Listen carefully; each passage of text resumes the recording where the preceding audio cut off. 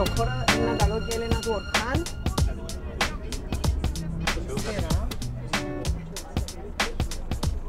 morning, everybody. Welcome to this amazing walking and talking tour to the wonderful city of Famagusta. Good morning, Kalimera, günaydın, καλώς ήρθατε. Anna is Greek Cypriot and Orhan is Turkish Cypriot. Together they take their fellow islanders around discovering Cyprus's rich cultural heritage. The island's been divided since 1974, with Greek Cypriots in the south and Turkish Cypriots in the north. Today they're taking a group of Greek Cypriots around the medieval city of Famagusta in the north. It was once Cyprus's biggest port, and a shared past is everywhere. We have a train. We shared this cultural heritage from the very ancient times until today. We can live together, and we have proved it, because the Turkish Cypriots and the Greek Cypriots, we have been working together. Common prosperity is one of the driving hopes carrying the Cyprus peace talks forward. The reunification of the island could lead to a tourist boom, but it's not what motivates Anna and Orhan the most. We are doing it not for benefit, not to earn money, but to earn our future and to make a good country for our future, for our children, for our grandchildren. The visit ends at one of the conflict's most symbolic sites, Varosha, the former beachside district of Famagusta. Under the watchful eye of the Turkish army, the area's been abandoned since its Greek Cypriot inhabitants fled, nearly 43 years ago. Filming is not allowed in the ghost town of Varosha, the symbol of divided Cyprus. But if reunification took place, it could become a symbol of a new golden age for the island.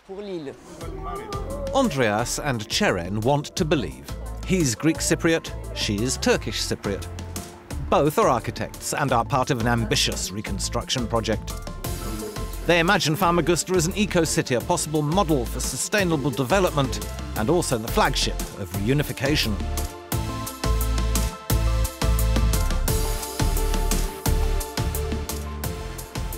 It can become a hub of civilizations and commerce with the Levantine coastline across. It can aim to sustain the existing buildings, preserving memories, and at the same time benefit from 21st century infrastructure and practices regarding ecological performance. I think this project is giving voice to many trapped souls, and we are trying to pull them behind this unreal curtain. These people once lived here and they want to live again, and half of their soul is there, and half of our soul is also empty because we cannot get integrated. The Cyprus business world also wants this integration for the two halves of the island to prosper. The Turkish Cypriot Chamber of Commerce is in the north of Nicosia. A political solution would produce a great economic leap forward, says its president.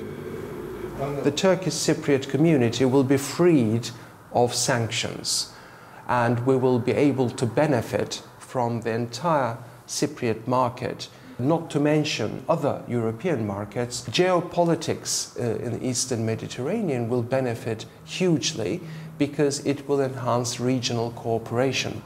The Greek Cypriot community will immediately enjoy economic benefits of being able to trade with Turkey.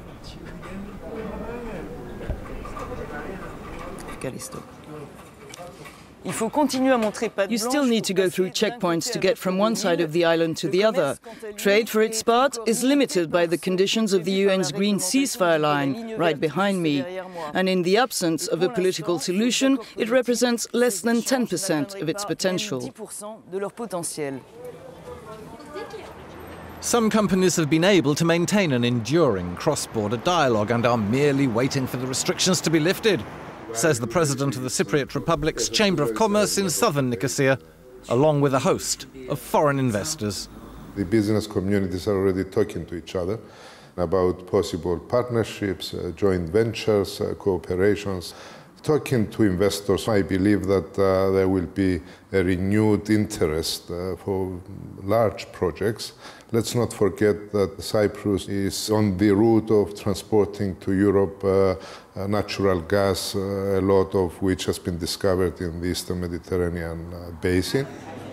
According to some recent studies, economic integration could triple Cyprus's annual growth rate and relaunch the stagnant jobs market. Grigoris, a Greek Cypriot, and Seotash, a Turkish Cypriot, have jointly authored a report on youth unemployment, much higher in Cyprus than the EU average. Although the causes for this differ from north to south, the effects are the same, they say. Turkish Cypriots are under economic isolation, and this inhibited the development of the private sector. We have many university graduates, and we don't have many jobs for them. Unless private sector becomes part of the global economy, it will be very difficult for us to create high-quality jobs, let's say. Many people, especially young people, qualified people with degrees, are looking for jobs abroad. I think that if there is a reunification, because of the new investments and because of the new needs that will emerge, that will be able to stop this drift of young people. Armed with his freshly minted international relations degree, Turkish Cypriot Hakan feels horizons in Cyprus are blocked for lack of a political solution. He's going to try his luck in Portugal. I have a couple of friends who have been studying engineering and still working in the bank or in the supermarkets because there is no job opportunities for youth. So I booked a ticket. I said, instead of waiting here, let me go to Lisbon. Hello. Andrea is Greek Cypriot and has a management degree. She's found a job for which she's overqualified and underpaid, she says. She was dreaming of leaving. Not anymore.